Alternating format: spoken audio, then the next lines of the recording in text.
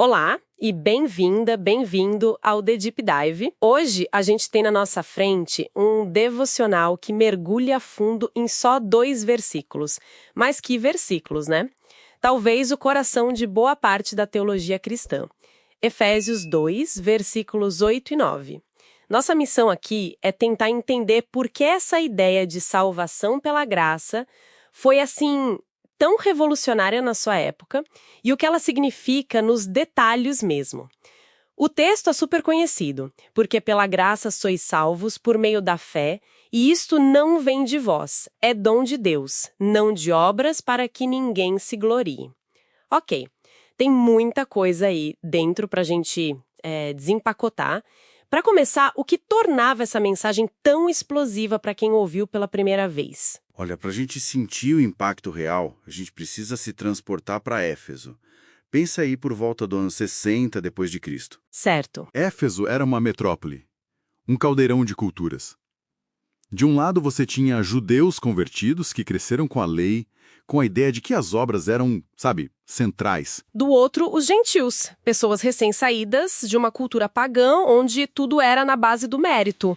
Eu faço um sacrifício, o Deus me dá uma bênção. Exatamente essa lógica. Você faz rituais, você dá ofertas para apaziguar os deuses, para ganhar o favor deles. Então era um choque para os dois lados. Para todo mundo. Tanto para quem vinha da lei judaica, quanto para quem vinha, dos templos romanos. Essa ideia de não precisar fazer nada para ser salvo devia ser muito estranho. Completamente estranha. Aí chega Paulo com uma mensagem que basicamente implode essas duas visões de mundo. Ele diz que o sistema de mérito, seja ele religioso ou pagão, acabou.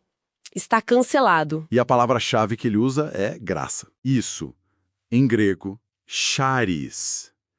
E a nossa fonte ressalta bem que charis não é um bônus, não é um salário, é um favor radicalmente imerecido. É dado para quem, na verdade, merecia o completo oposto.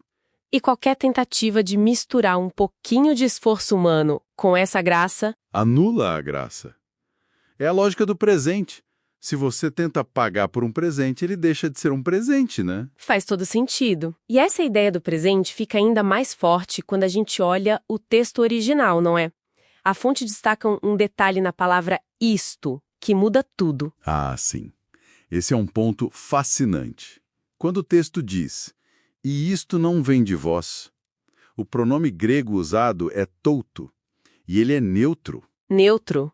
E por que isso é importante? Porque ele não se refere só à fé, que em grego é pistis, uma palavra feminina. Entendi. Nem só à graça, charis, que também é feminina.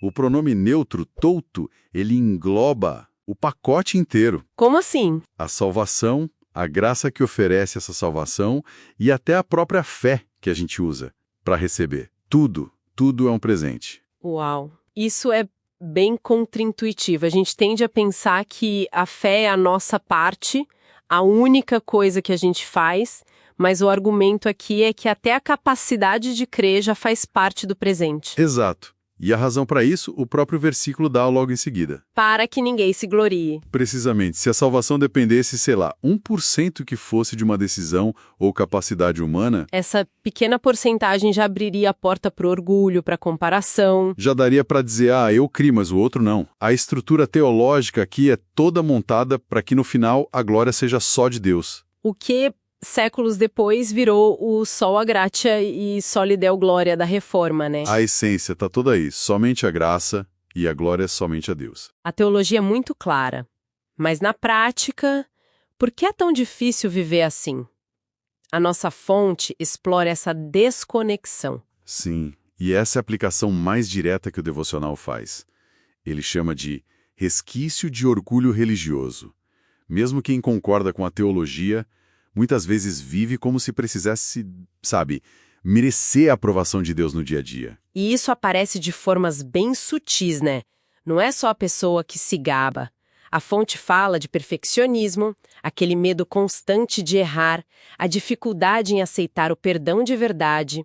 Tudo isso pode ser um sinal de que, lá no fundo, a pessoa ainda acha que precisa fazer a sua parte. Exato. É como se fosse um software antigo rodando no fundo. O nosso instinto é sempre tentar pagar a conta. Por isso a fonte usa uma frase que eu achei ótima. A fé genuína repousa, não negocia. Repousa, não negocia. Gostei.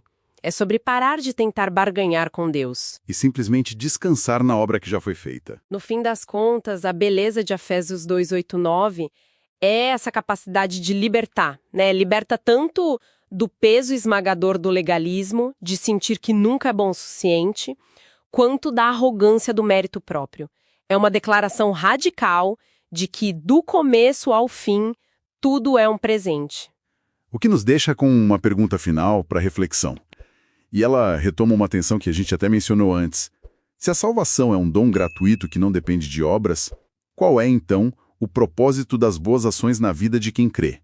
Seriam elas uma tentativa de retribuir um presente que é impagável?